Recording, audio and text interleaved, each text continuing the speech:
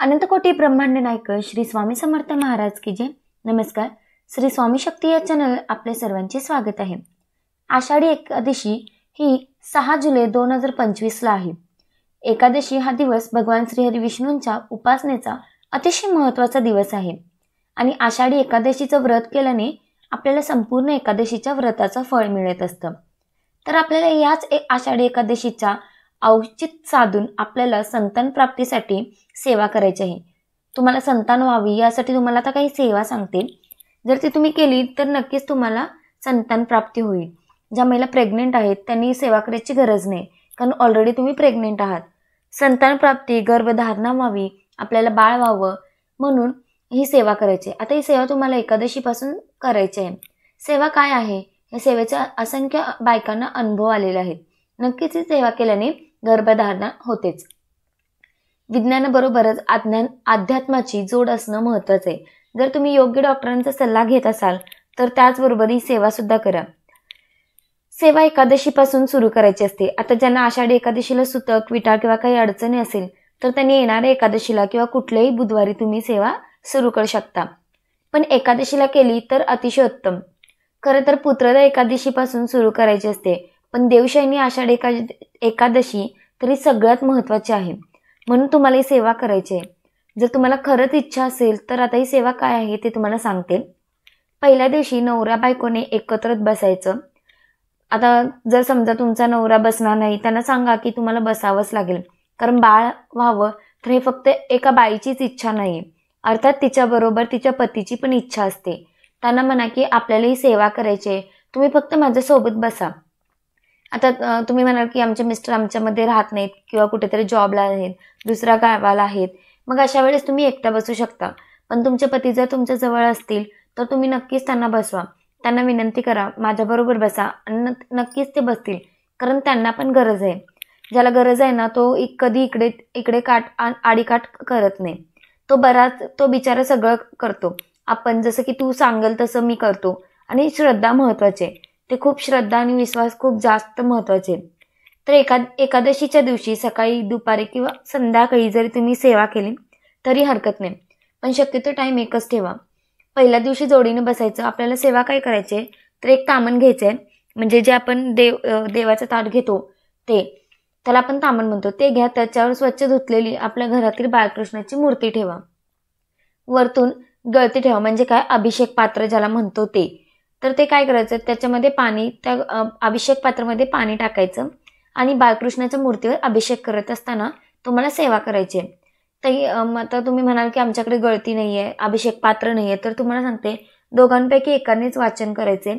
जी काही तुम्हाला सेवा सांगणार आहे ते दोघांपैकी एकानेच वाचायचं, मग दुसऱ्याने पाणी टाकू शकता, किंवा ज्यांना शक्य नाही त्यांनी गळती ठेवावी, ज्याला आपण अभिषेक पात्र म्हणतो। आता ज्याच्याकडे अभिषेक पात्र आहे मग त्यांनी, आता समजा एकाने जर समजा पुरुष वाचणार असेल, स्त्रीनं थोडं थोडं पाणी टाकावं, किंवा जर स्त्री वाचणार असेल तर पुरुषाने थोडं थोडं पाणी टाकावं। पाण्याचाच अभिषेक करायचा आहे। अभिषेक करत असताना सेवा महत्त्वाची आहे। सेवा काय करायची आहे तर बघा, 16 वेळा पुरुष सूक्त, ते तुम्ही प्राकृतमध्ये आहे आपल्या नित्यसेवेच्या पुस्तकात, ते तुम्हाला 16 वेळा म्हणायचे आणि 1 वेळा तुम्हाला श्रीसूक्त म्हणायचे। श्रीसूक्त की तुम्ही संस्कृतमध्ये म्हणा, तुम्ही प्राकृतमध्ये म्हणा, जे तुम्हाला जसं जमेल तुम्ही ते म्हणू शकता। आणि पुरुष सूक्त तुम्ही संस्कृतमध्ये म्हणा किंवा प्राकृतमध्ये म्हणा, तुमची इच्छा। आता मी तुम्हाला सांगते की 16 वेळा पुरुष सूक्त म्हणायचे आणि 1 वेळा तुम्हाला श्रीसूक्त म्हणायचे। श्रीसूक्त म्हणून झाल्यावर जेव्हा आपण फलश्रुती म्हणणार आहे त्यावेळी ते अभिषेक पात्र जे गळती आहे ते आपल्याला थांबवायचं आहे, म्हणजे बाजूला ठेवायचे आणि हात जोडायचे आणि फलश्रुती म्हणायचे। हे झाल्यानंतर आपल्याला संतान गोपाल मंत्र, जे नित्यसेवेच्या पुस्तकात आहे, संतान गोपाल स्तोत्र किंवा जे मंत्र आहे ते तुम्हाला डिस्क्रिप्शन बॉक्समध्ये पण देते। तर तुम्हाला जे संतान गोपाल मंत्र आहे ते म्हणत असताना परत तुम्हाला ते अभिषेक पात्र जे आहे ते बाळकृष्णांच्या तिथे ठेवायचे, जेणेकरून अभिषेक करता येईल। संतान गोपाल मंत्र आहे ते तुम्हाला मी डिस्क्रिप्शन बॉक्समध्ये देते। अतिशय सुंदर आहे ते, तुम्हाला 1 माळ म्हणायचं आहे आणि त्याचबरोबर तुम्हाला अभिषेक पण करायचे। या 3 सेवा तुम्हाला करायचे। ते करून झाल्यावर बाळकृष्णाची मूर्ती स्वच्छ तामणातून काढून ती स्वच्छ करून जागेवर ठेवायची। त्यांना अष्टगंध धूप तुम्हाला अर्पण करायचे. बस तुमची सेवा झाली. आता जे पाणी आहे ते फक्त नवरा बायकोनेच प्यायचे. ही झाली पहिल्या दिवसाची सेवा. आता दुसऱ्या दिवशी फक्त ही सेवा स्त्रीने केली तरी हरकत नाही.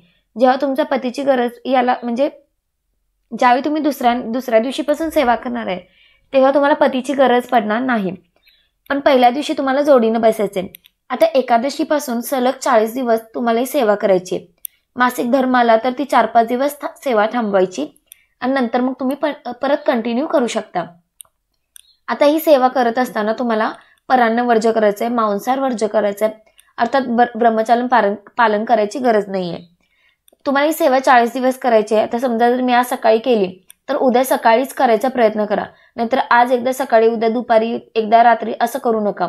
सेवेचा पण एक टाइम असतो, तो तुम्हाला फॉलो करायचा आहे.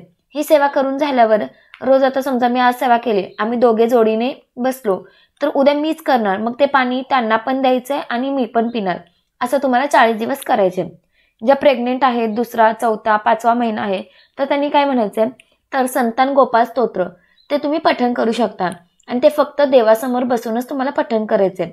ज्या प्रेग्नेंट आहेत त्यांना सांगते, त्यांना अभिषेक करायची गरज नाही, कारण ते ऑलरेडी आधीची सेवा असते, म्हणून फक्त तुम्ही पठण करू शकता. पण ज्यांना गर्भधारणा व्हावं असं वाटत असेल, जर ते बाळासाठी प्रयत्न करत असेल तर नक्कीच त्यांनी ही सेवा करावी. तुम्ही प्रामाणिकपणे जर ही प्रयत्न केला आणि जर तुम्ही श्रद्धेने केला तर नक्कीच तुमची सुद्धा इच्छा पूर्ण होईल. आता 40 दिवस सेवा करण्याच्या आधी पहिल्या दिवशी जेव्हा तुम्ही बाळकृष्णाच्या मूर्तीवर अभिषेक घालणार आहात त्याच्या आधी तुम्हाला 1 वेळा स्वामी स्तवन आवर्जून म्हणायचे आणि नंतर तुम्ही सेवेला सुरुवात करू शकता. दुसऱ्या दिवशी तुमची इच्छा असेल तर तुम्ही स्वामी स्तवन म्हणा, नाहीतर मग डायरेक्ट सेवा करायला सुरुवात केली तरी हरकत नाही. त्याच्या आधी म्हणजे एकादशीच्या आधी मग तुम्ही गुरुवार, शुक्रवार, शनिवार किंवा रविवार सेवा करायच्या आधी केंद्रात जा, नारळ, खडीसाखर ठेवा आणि स्वामींना विनंती करा की महाराज, मी या कारणासाठी माझी सेवा करत आहे, मी सेवा करत आहे, तुम्ही माझ्याकडून सेवा करून घ्या.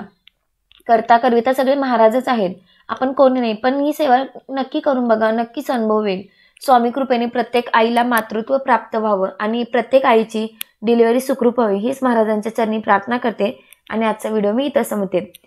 तर बघा, जर व्हिडिओ आवडला असेल तर व्हिडिओला लाईक करा, चॅनलवर नवीन असेल तर चॅनलला सबस्क्राईब करा आणि खरंच हा व्हिडिओ शेअर करा. ज्यांना गरज असेल तर त्यांनी खरंच ही सेवा नक्कीच करतील आणि त्यांना पण अनुभव येईल. तोपर्यंत श्री स्वामी समर्थ.